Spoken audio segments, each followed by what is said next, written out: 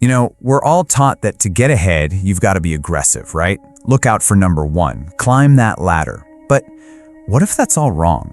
What if the real secret to success, the kind that actually lasts, is a paradox that's been hiding in plain sight for thousands of years? I mean, really think about it.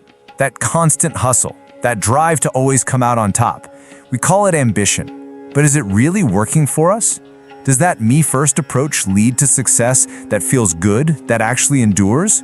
Or does it just lead to burnout? And here it is. This is the paradox. The big counterintuitive idea we're going to unpack. It sounds completely backward, doesn't it? It goes against every single thing we're told about success.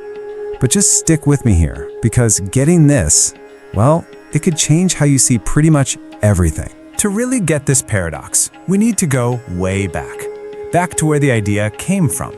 And it wasn't from studying CEOs or empires. It was from watching the natural world and asking a simple question. What truly lasts? This ancient piece of wisdom is just beautiful and so simple. The sky, the earth, they're the most powerful and permanent things we can possibly imagine. And why? Because they aren't trying to get anything. The sun doesn't shine for a pat on the back. The earth doesn't support life to build its resume. They exist to serve the entire system, and in doing so, they last forever. So here's the fundamental clash. On one side, you've got nature. It's selfless, it serves the whole, and because of that, it's timeless. And on the other side, you have the human ego. It lives for itself. It's all about me, me, me. And the result? Any success built on that is fragile. It's temporary. It's like a house of cards, always one little gust of wind away from collapsing. And this brings us to this idea of the sage. Now, this isn't some wizard on a mountaintop, not at all. It's just a way to describe someone who gets it. A wise person who understands that real power, real influence doesn't come from fighting your way to the front of the line. It comes from forgetting about the line altogether and just focusing on bringing value to everyone around you. Okay, that's the big idea. But let's get real. Does this ancient philosophy actually work in our hyper-competitive modern world? You bet it does. Let's look at how this plays out in real life. Okay, picture two CEOs. The first one is obsessed with their own bonus, their stock price, getting their face on a magazine. They'll burn out their team for a short-term win. Then there's the second CEO. They're focused on making their team successful, on creating amazing value for their customers. Now, who are you going to work harder for? Which company are you going to be loyal to for years? It's the second one every single time.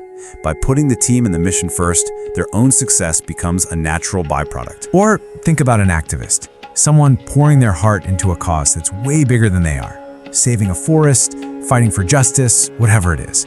Their focus isn't on their own comfort or their own status, it's on the mission. And what happens? They tap into this incredible well of purpose and resilience.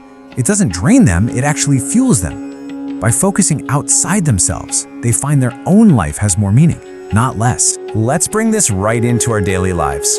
You know that one person at work? The one who's always ready to help out, who shares ideas freely, who celebrates the team's win instead of grabbing the credit? They might not be the loudest person in the meeting, but over time, who becomes the one everyone trusts? Who becomes indispensable? Success just kind of finds them because they were focused on contribution, not on climbing. So you see, this isn't about being a doormat or a martyr. No way.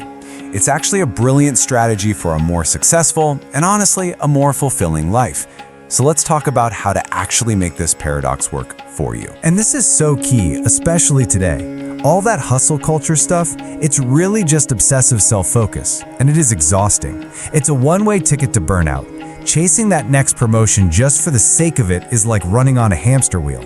But when you switch your focus to contributing to something bigger, you tap into a totally different kind of energy. It's an energy that sustains you. So how do we start?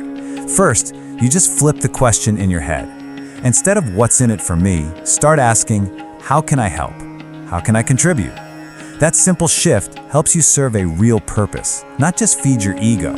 And when you do that, your influence grows because you're busy making others better. And your security, it doesn't come from protecting your turf.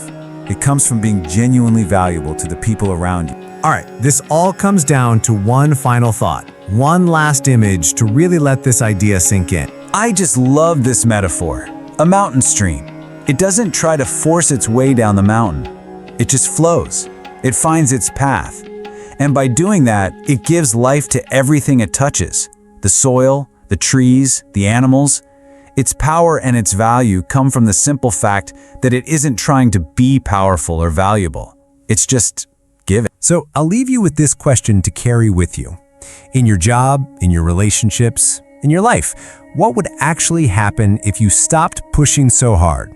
If you stopped trying to force an outcome, and instead just focused on nourishing everything and everyone in your path? Where would you naturally flow? What would that success look like?